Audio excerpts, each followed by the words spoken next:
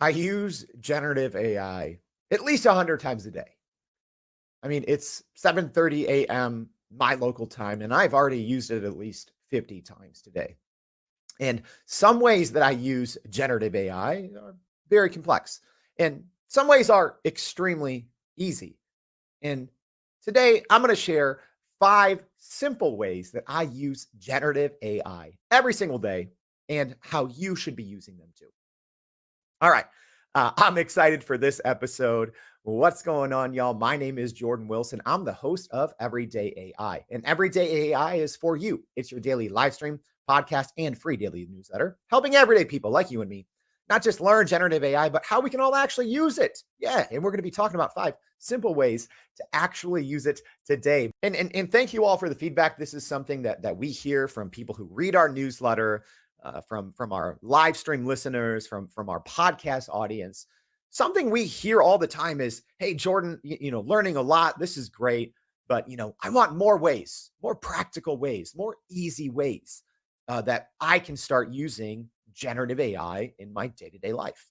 All right, and like I started off the top of the show saying, it's an understatement to say that I use generative AI at least 100 times a day. I would venture to say most days it is hundreds because I have usually on my screen multiple generative AI programs open at all times. I have Gen AI powered Chrome extensions. I'm using it all day.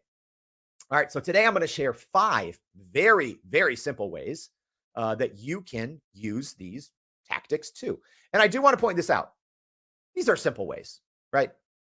I use generative AI in very complex ways every single day, creating pseudo agents within large language models, leveraging automation, third-party APIs, very complex, right? So I just want to put that out there, right? Like people are going to be like, "Oh, Jordan, this is the simplest thing ever." That's the point.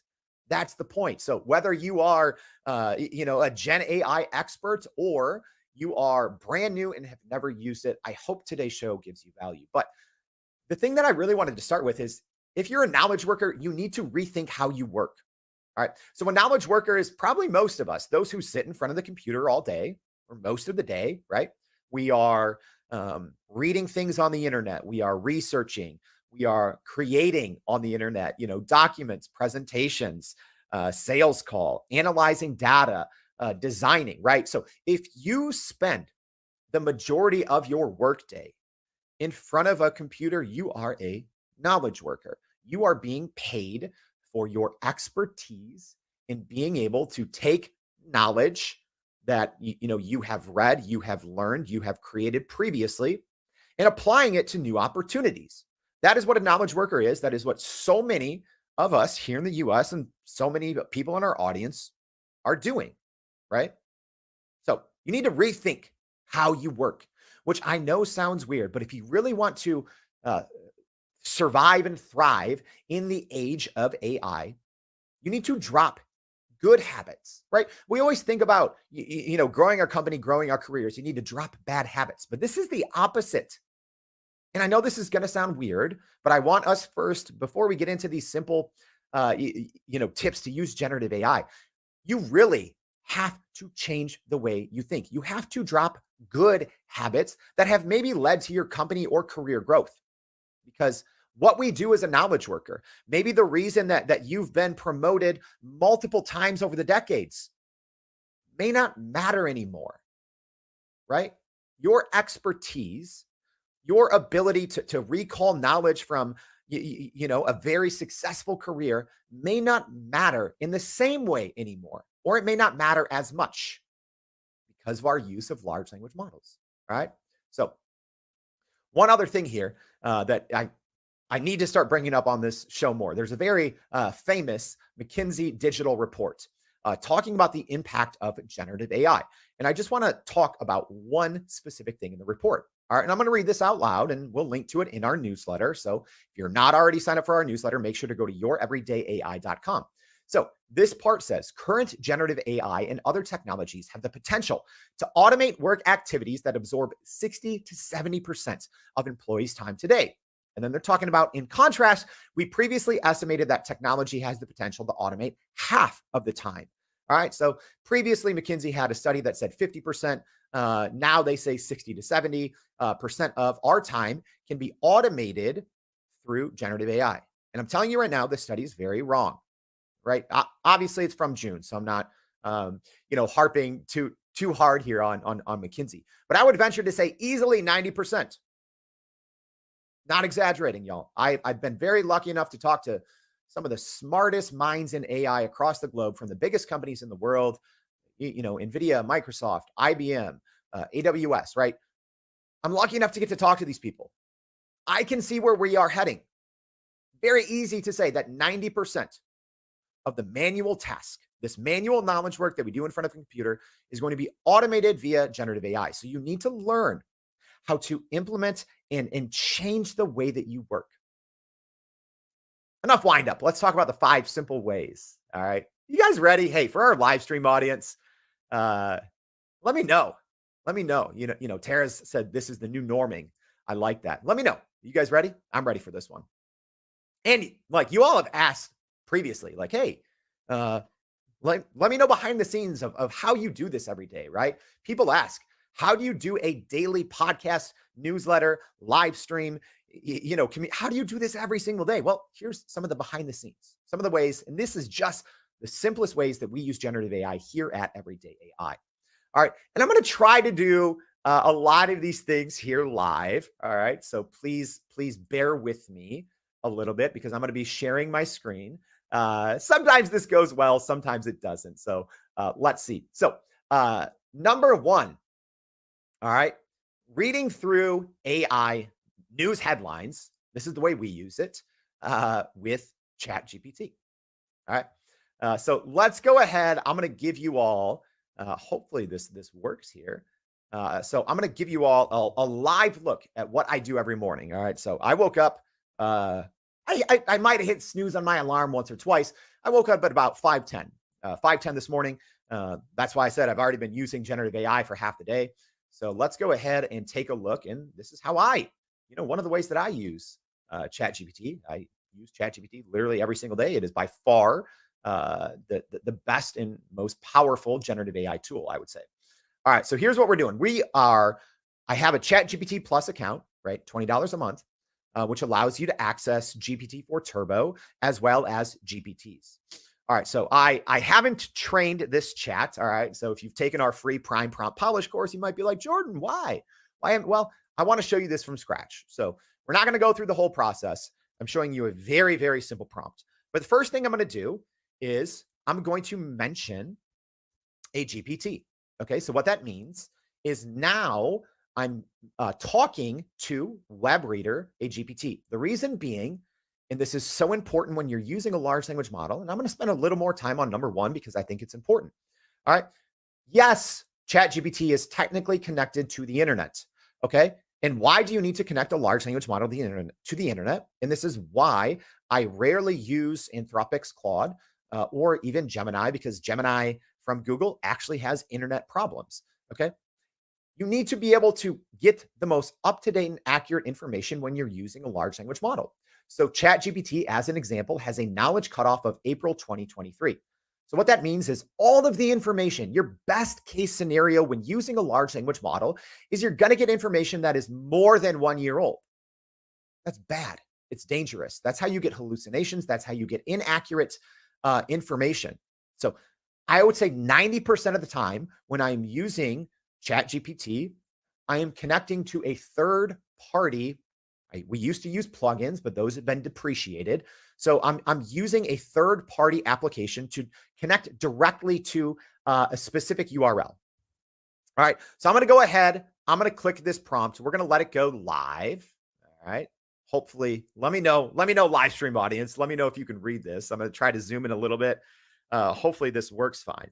All right. So I'm going to go ahead and show you kind of exactly what I'm doing here. I'm not going to read this whole thing because it's kind of long, but I'm zoomed in a little bit. So I'm essentially saying, please summarize this web page in a witty voice. All right, let me show you the web page and why I'm specifically using this. Okay, I have to read so much AI news every single day to keep up in conversations, to know what matters for you all, right?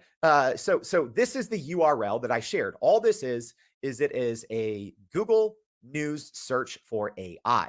Okay, and you'll see here if I scroll through, there's probably about 50 news articles, right? So what I'm doing in this prompt is this is the URL I shared at the very bottom. So essentially, I'm asking the GPT web reader to visit this exact URL that contains, and this link updates itself every day according to the most timely and relevant AI news. Okay, so then and I'm not gonna read this whole thing, but I'm essentially telling it who our audience is, right? Business leaders in the US who are trying to learn and leverage generative AI. And I'm telling them what our audience cares about. Okay. I give an example of exactly how it should be summarizing all of these different, 50. And I'm just asking it for 12 different recaps. Okay. So normally most days I'll do this with a Google AI News search link. I'll do it with a Bing AI News search link.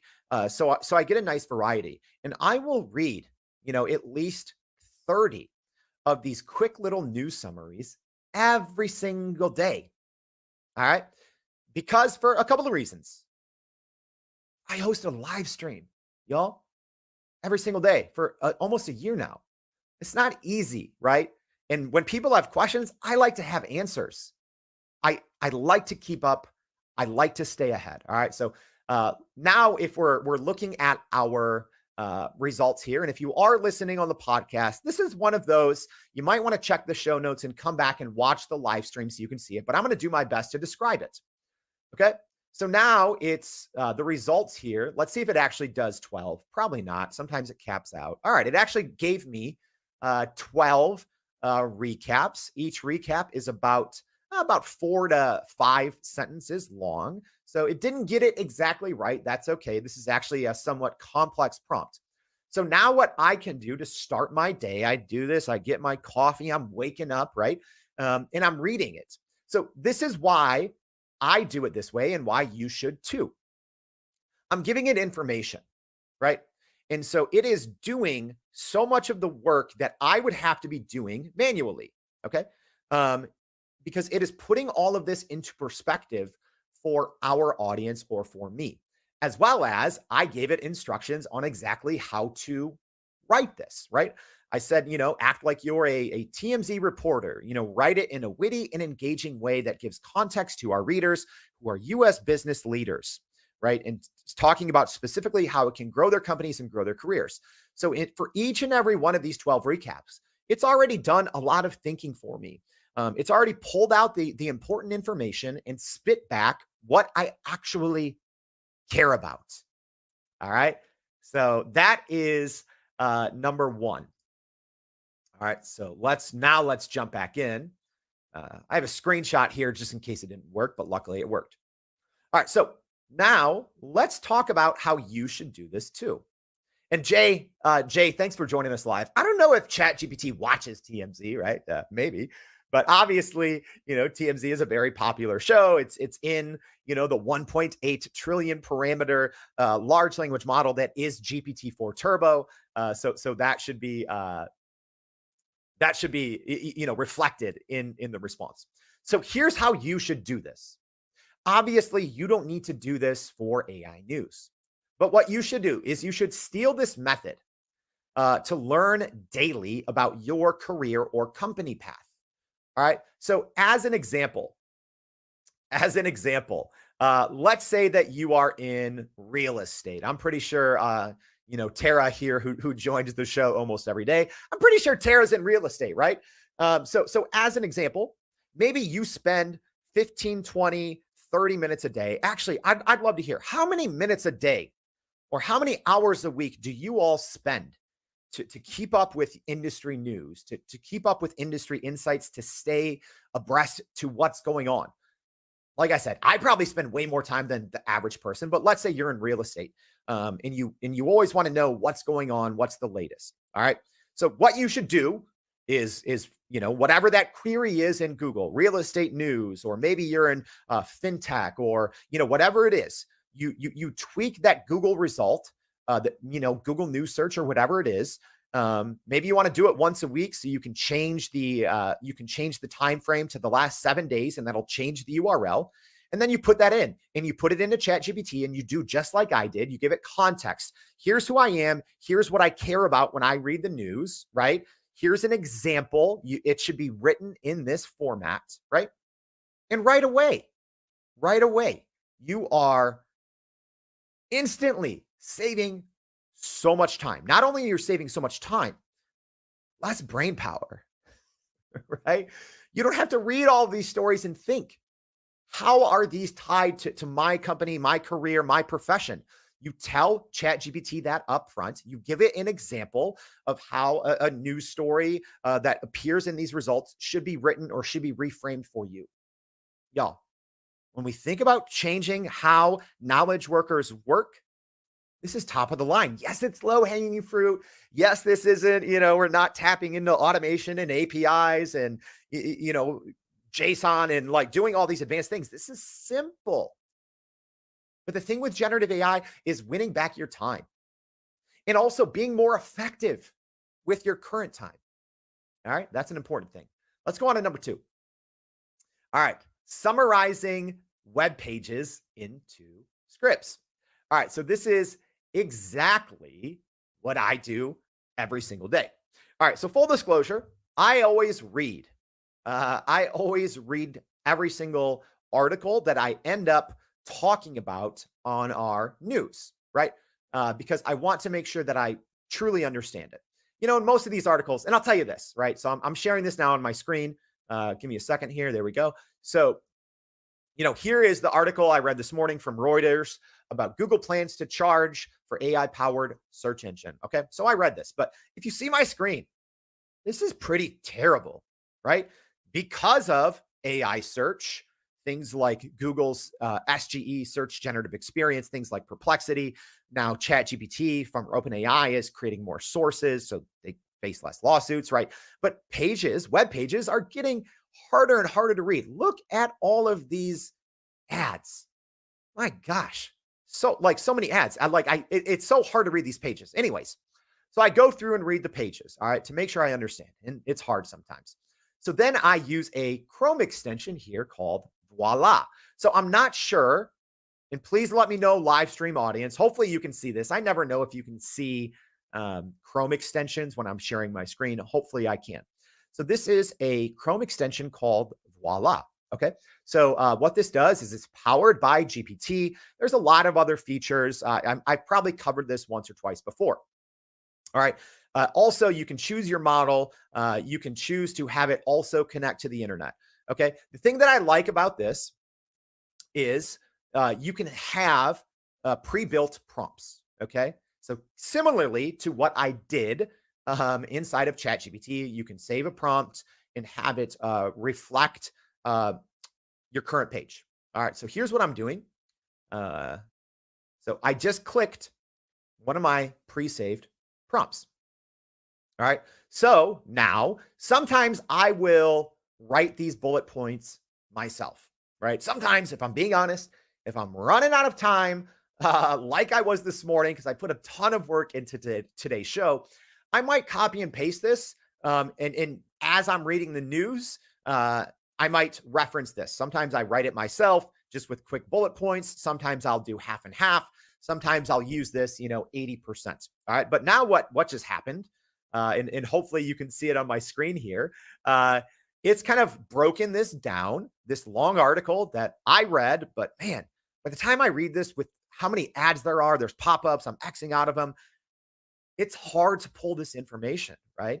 So there we go. That is number 2. Thanks for letting me know, Jay, that yes, you can see it. Monica, I agree. This is incredibly helpful. All right. So that is our number 2. All right. Let's jump back. Oh, well, here's how you should use it.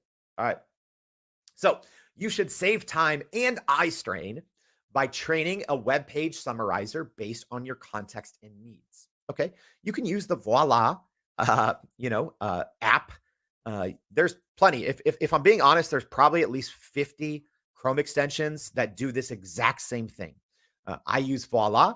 I like it. I've tried a lot of different ones. For my purposes, this works. What I really like is I can share these with my team.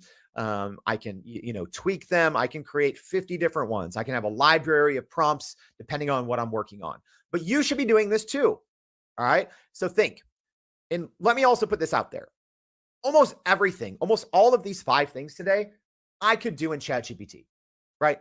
But I'm wanting to show you different techniques because you're probably thinking, wait, why don't you just do this in ChatGPT with the web reader? Well, I could, but so much of the time, it's all about speed. At least for me, I work with speed and efficiency, right? So for me, sometimes if I'm on a page, it is just faster for me because I can get that in 2 clicks without ever leaving. Okay.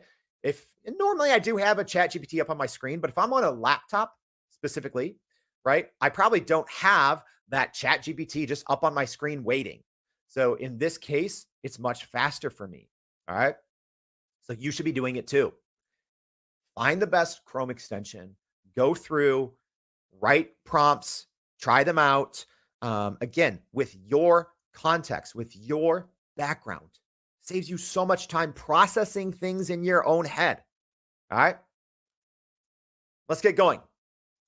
Number 3, chatting with my own conversations. All right. This one might seem a little meta. It's I don't know if it's weird or cool.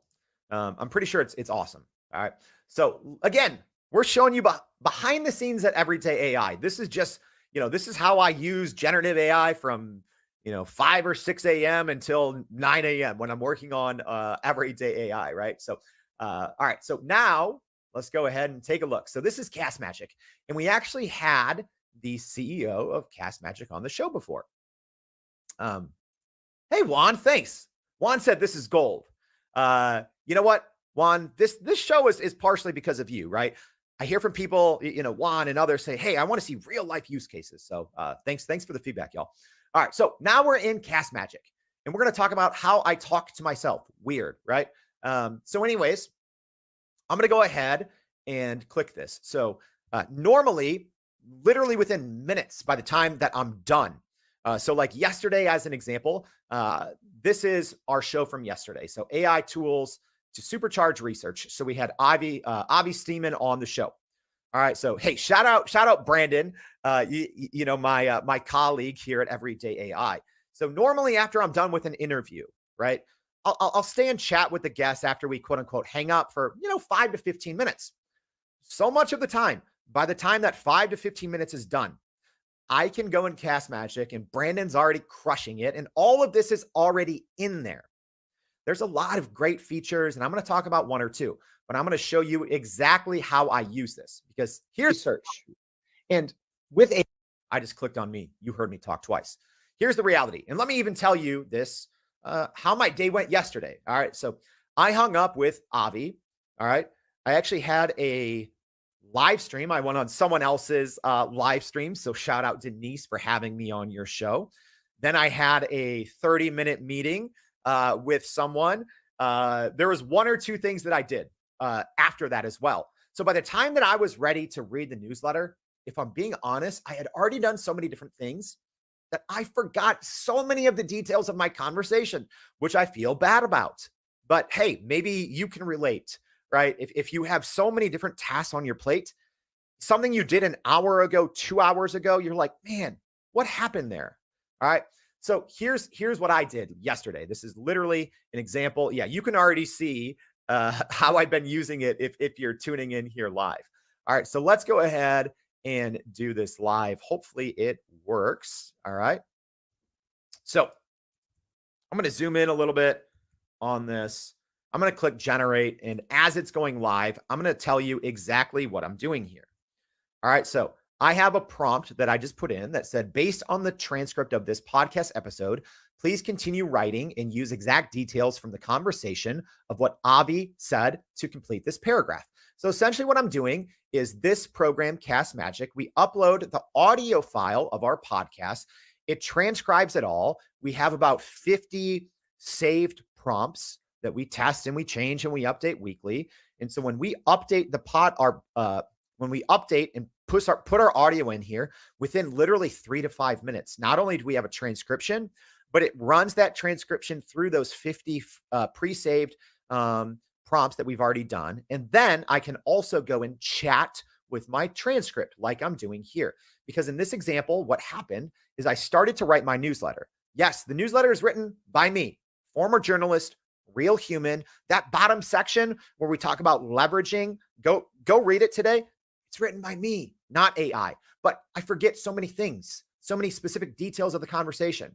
Because when I'm interviewing someone, sometimes I'm also taking my own notes. Sometimes I'm putting up comments, on the screen, like this, like this, and then I forget things, right? So now I'm going back and I'm talking to my to my chat, right? So I essentially started writing. Okay, so here's what I wrote yesterday in the newsletter.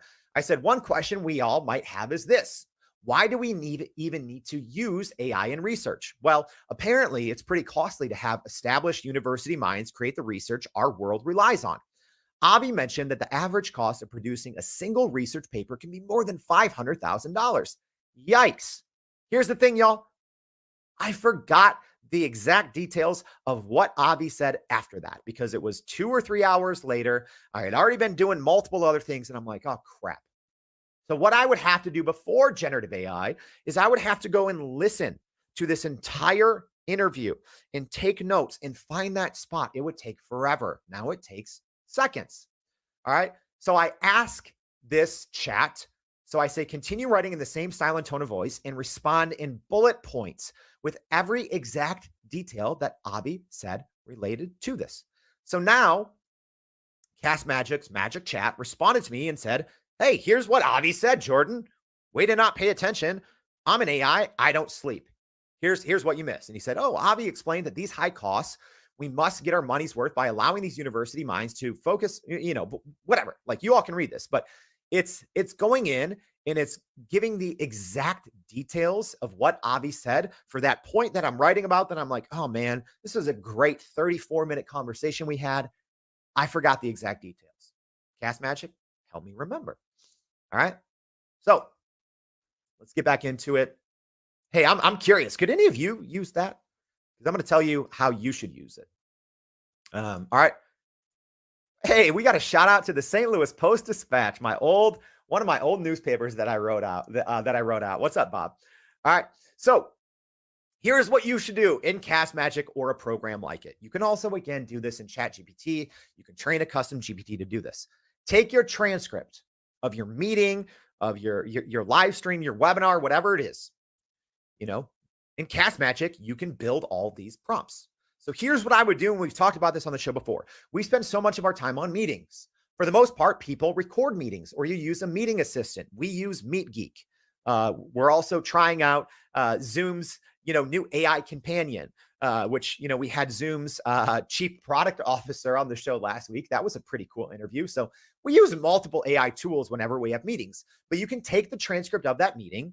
You can build, custom prompts within Cast Magic. You can say, hey, give me a recap, give me follow-ups for each and every person on this call, right? Because in transcripts, you generally have to label the people.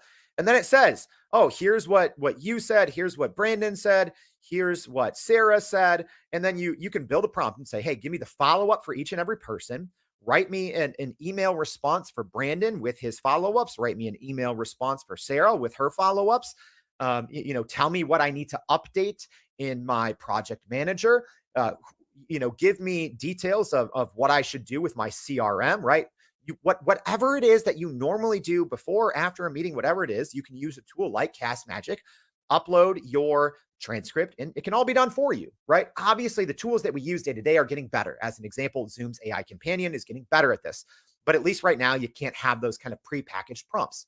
Microsoft Teams, great at this, right? And if you're using Microsoft 365 Copilot, that really helps.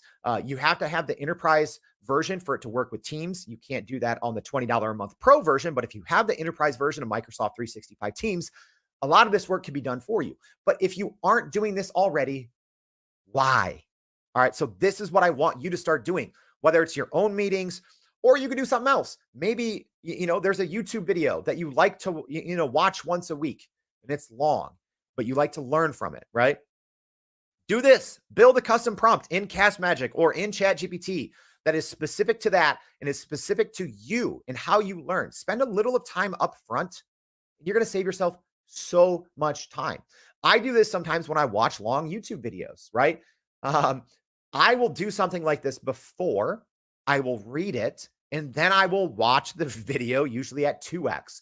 But a lot of times when I've already done kind of an AI powered summary first, I will do a much better job at retaining that information as I go along because I already have a good idea. And then I can really enjoy whatever I'm watching or listening to and not having to type so many notes. All right. So that is number 3. All right. Whew. Y'all, I gotta take a sip here. Yeah, what Monica said. This would be amazing for long webinars, meetings, town halls. Absolutely. Absolutely. Harvey Castro says, thanks for this episode. Hey, is anyone else finding this valuable? If you're listening on the podcast, let me know. But if you're listening on the podcast, also make sure to check out today's show notes. We're going to link to the live stream. There was so many good things I wanted to include, right? But unfortunately, I made the title of like 5 things, but there's a lot more. So if you repost this on LinkedIn, all right. So, hey, if you're watching now, if you're listening, if you're finding value, like I said, I say this almost every day. Some episodes take 5, 10, 15 hours of prep work. And we do this every day. That's a lot of time. If you're finding this valuable, please take 5, 10, 15 seconds to click that repost. Share this with your network. You're helping them. I'm not selling anything. Help your network, click repost. If you repost this, send me a DM. I'm going to send you a short video with 3 bonus ways to use generative AI every single day, simple ways. So if these are helpful, and I got 2 more, click that repost, please. If you're listening on the podcast, click that link to our live stream and repost this. Let me know you did, and I will send you a video with 3 bonus tips. Hey, Jay already said he's reposting. Thanks. Cecilia said this is fabulous. All right, let's keep it going then. All right, number 4. Y'all, I have a confession to make. I use Microsoft Edge, and I like it. That might not mean anything to you, but I've been helplessly addicted to Chrome for more than a decade. I like Microsoft Edge. Here's a couple things to know. It's based on Chromium. So what that means is if you use Microsoft Edge, the new-ish browser from Microsoft, it is based on Chrome. So all your, I'd say like 95% of my Chrome extensions, and I am not exaggerating when I say this, I currently have hundreds of Chrome extensions installed. About 95% of them work on Edge because it's based on Chromium. So your bookmarks, your passwords, your Chrome extensions will all work. So I like Edge. All right. So one great thing about Edge is it has Copilot built in, and it's free. All right. So I like to use Edge PDF summaries for fast facts. All right. So let me go ahead. I'm going to have to share a different screen here. So y'all give me 1 second because I gotta find my my Edge browser here. Let's see. Where's my Edge browser? There we go. Bam. All right. Let's see if this works. So now I have my Edge browser up. So I'm in Microsoft Edge. And a lot of people don't know this. So in the upper right-hand corner, and I really encourage you to give Edge a try. You'll see here at the top, here's some of my Chrome extensions that I have enabled, right? I actually have so many Chrome extensions that I have a Chrome extension that allows me, you guys, I wasn't exaggerating. There's hundreds of Chrome extensions here. So many that I have a Chrome extension that helps me manage Chrome extensions. Anyways, in the upper right-hand corner, you have this little Copilot ribbon, okay? So now what I'm going to do, I have this PDF open. So I use this PDF for my show on Tuesday, my Hot Take Tuesday. That was, hey, if you are banning generative AI, your company's going to fail. I think it was a good show. Do you guys think it was good? Let me know. If you haven't listened to it, go listen to it. So anyways, I am on Microsoft Edge here. I click the Copilot banner. All right. So now I'm going to click Generate Document Summary. Okay. So what it's doing now is it is reading this PDF document. So I have this Cisco study, this 2024 data privacy benchmark, and it is a long PDF, y'all. I have not read this whole thing. Let's see. I can't even tell how many pages. 26 pages. All right. So it's giving me a recap, and it's actually a pretty nice recap here.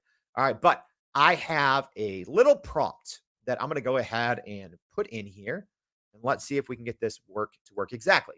Because I actually did this when I was preparing for my show on Tuesday. All right. So now I can chat with this PDF. Yes, again, this is something you can do in ChatGPT. But for me, sometimes, especially if I'm on a laptop and I don't have my 60 inches worth of monitors in front of me, a lot of times this is faster. In the age of generative AI, you have to rethink how you work. Sometimes it's about speed and efficiency. All right, so I have a prompt here. I'm going to go ahead and run it, and hopefully I'm going to zoom in. Oh, that just zooms in on that part. Hopefully y'all can see this. So anyways, I have a simple prompt over here. And here's what I said. I said, using only this PDF as a source, because often, even when you are chatting with a web page, Copilot, which is, GPT-4 Turbo. So Microsoft Copilot is essentially GPT-4 Turbo with some training on top of it. But a lot of times it'll go look for outside sources, even if you are using the page as the source. So what I have to say is, using only this PDF as a source and without referencing any other sources, please find the most specific stats as it pertains to generative AI use in this document, right? Because this document talks about a lot of things. And then I say, please only reply in bullet point with exact statistics and result from the study. Every response would have a number or percentage. So I'm saying, don't waste words. Please do not waste words and keep responses factually based on the contents of this PDF only, and specifically cite a stat or number in each bullet point response. All right. So you're going to get different results every time, because I literally just ran this again today, and it looks like it's citing some other sources within Cisco. However, all of these stats that it replied to me, they're all in this document. And if I want to see them, I can, search in here and read more, or it's also citing. So Copilot is citing this. So I can click this. So 69% of organizations express concern about that the use of generative AI could hurt their legal and IP rights. So I can click that. And what it actually does, okay, so I was wrong here. It's actually only pulling things from this document. It has these footnotes. So I thought it was linking to external links on the Cisco website, but it's actually just it's a footnote. It's a jump link, which is actually really nice. So I can click any of these cited things, and it's taking me to that exact part in this very long PDF, right? So I'm clicking this stat, it takes me there. I'm clicking this 69% of organizations express concern, it's taking me there. Did you guys know you could do this in Edge? Good old Edge, floating there in the background. People don't know. Edge, huge time saver. Huge time saver. All right. All right. Let's go back. Here we go. So here's how you should use this. Use it exactly what I just did. Learn more in less time by consuming more PDF summaries reliably. All right. Here's the thing. Even within ChatGPT, depending on what GPT you are using, or even if you are uploading a document into the default mode of ChatGPT's GPT-4, all right, because ChatGPT can do this by default. However, you have to worry about context length, memory. All right. So it's actually eating up a lot of ChatGPT's memory. So if you are using, as an example, our prime prompt polish method, and you are uploading a very long PDF document, you're going to be eating into that memory, and it's going to start to forget things. That's one of the reasons why I like to use Edge. It's quick. It's easy. It's literally 2 clicks and you're going, and you don't have to worry about, if I have this as part of a longer conversation, is it going to start to forget things that I've spent time training it on? No, it won't. Woo. All right. Hey, Juan says it's a gem. Thanks, Juan. Juan's asking, where do you keep your prompts that you most commonly use? Good question, Juan. I don't use prompts. Weird, right?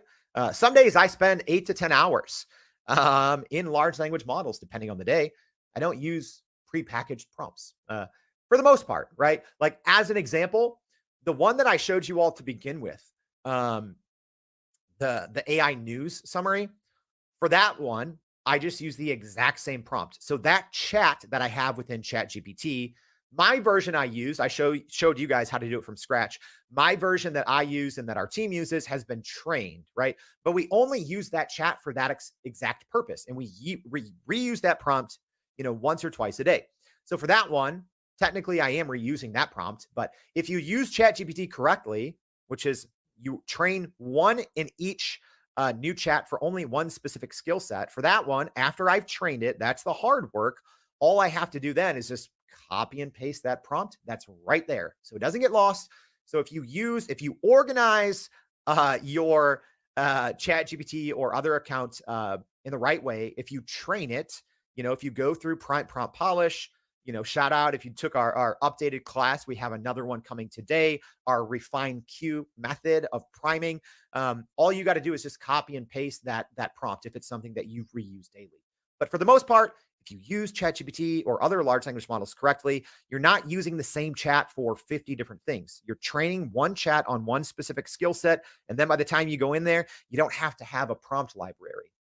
The other one that you asked, when I showed you guys Voila as an example, that one, you do save prompts because it works in a little different way. And then you can save by folders, or, you can star prompts to be your favorites. So that way they always show up when you're on a certain website. All right. Whew, this has been a long one, y'all. Last but not least, we'll go quick on this one. So using Perplexity for hallucination-free research. All right. Let's do it. We're doing it live, y'all. We're doing it live. Let's jump into Perplexity, shall we? Give me a second here. I have to stop my screen sharing. There we go. We're jumping into Perplexity, y'all. If you don't know Perplexity, get to know it. We're going to have hopefully someone from the Perplexities team at some point soon on the show. We'd love to get them on. But if you don't know, let's go ahead and show you. So I have a simple prompt here. This is literally a prompt that I used yesterday for our newsletter. Okay, so we had Avi on. We were talking about AI-powered research. This is so meta, y'all. I am talking about AI-powered research after the fact, referencing AI-powered research by using an AI-powered research tool. My brain hurts. All right, so I'm going to zoom in here. Hopefully everyone can see this okay on the live stream. Again, if you're on the podcast, make sure to check out your show notes and come back and watch this. So all I'm doing, so in our newsletter, we always share a resource. So at the bottom, written by me, this saves me a lot of time researching.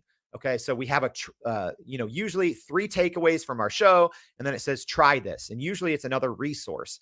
Maybe it's a tool, maybe it's a study, maybe it's a recent news article, etc. So I find a lot of them this way. So I said in Perplexity, I said, how much do academic research papers cost taxpayers? So as a reminder, I had that section because Avi said, hey, $500,000. But because of time, I didn't have time to go back to Avi and be like, hey, Avi, give me some examples of more on that, right? So instead, I'm going to Perplexity. All right, so here's what Perplexity is and what it does. So my little prompt I ran, very simple. I said, how much do academic research papers cost taxpayers? Please give me a variety of exact estimates, specifically mentioning the year each estimate was created. Okay, so now here's what Perplexity does. It goes through extremely quickly, and it's essentially reading. So it says 20 sources. For the most part, this is the default if you're using Perplexity.